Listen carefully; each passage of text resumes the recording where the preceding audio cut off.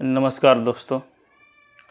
आज हम लोग बात करेंगे कश्मीर को लेकर और कश्मीर में जो हिंसा हुई आतंकियों द्वारा पहलगाम में, उसको लेकर हम लोग बात करेंगे कि आतंकवादियों का मनोबल इतना बढ़ चुका है कि हमारे देश के मासूम नागरिकों को भी नहीं छोड़ पा रहे हैं। और ये इन लोग का मंसूबा बहुत ज़्यादा बढ़ते जा रहा है, जिससे हमें समझने की आवश्यकता है कि आखिर ये जो गतिविधियां हो रही हैं उसके पीछे कौन है और ये आतंकवादी बनने का मनोस्थिति क्या होता है, क्या सोच होता है जब इंसान जो है वो इस तरह का कदम उठाना शुरू कर देता है। तो सबसे पहली बात ये समझेंगे हम लोग कि आतंकवादी एक बाहरी हिंसा तो है ही, इसके साथ साथ आंतरिक हिंसा भी है। इसका मतलब ये हुआ कि आतंकवादी एक मानसिक स्थिति है, मनोस्थिति है, जिसमें वो क्या सही है क्या गलत है वो सबको ताक पर रख देता है और उसके दिमाग में जो ही बातें जो समझाया जाता है, जो दिमाग में घुसाया जाता है, उसको ही आगे चल कर इम्प्लीमेंट करता है। यानी बोल सकते हैं कि जब इंसान खुद को खोने लगता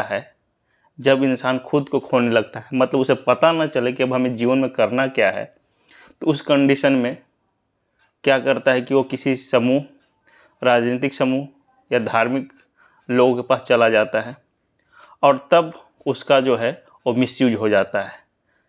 तब उसका जो है उसका ब्रेन वॉश हो जाता है और यहीं से आतंकवाद का जन्म होता है।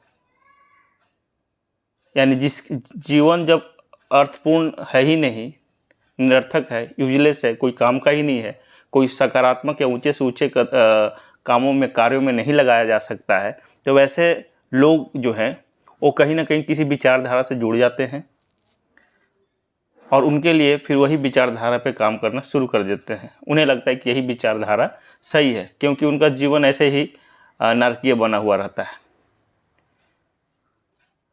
तो इस चीज़ को समझना है। अब तो ये होगी बात कि आतंकवाद, ये जो कंसेप्ट है, दिमाग है, मनोस्थिति है, उसकी बात हो गई।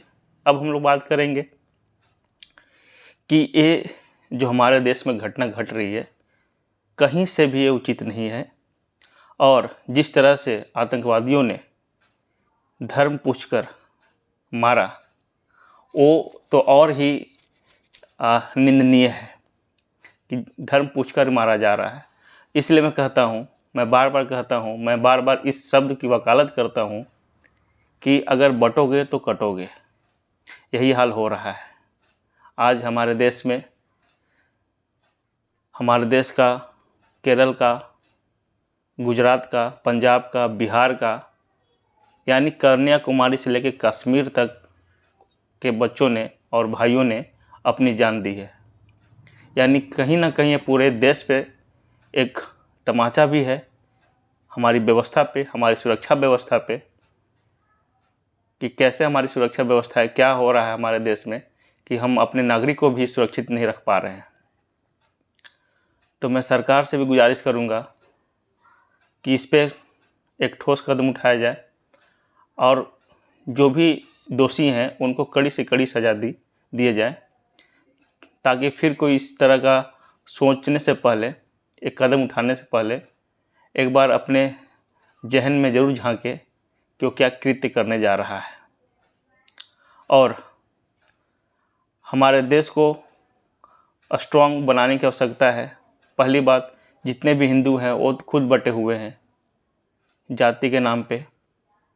तो जाति के नाम पे जब तक बटिएगा तब तक ये लोग जो हैं वो अपना मंसूबा पूरा करते रहेंगे, जो कि कहीं से भी उचित नहीं है। तो जितने भी हिंदू भाई बहन जो भी हैं, जितने भी समाज के हिंदू समाज के हैं, उन सब से मेरा हाथ जोड़ के आग्रह है कि सब लोग एकजुट रहें, एकत्रित रहें, संगठित रहें और इस आतंकवाद के खिलाफ संघर्ष करें। और एक समय आएगा जब ये सभी को हम लोग परास्त कर लेंगे।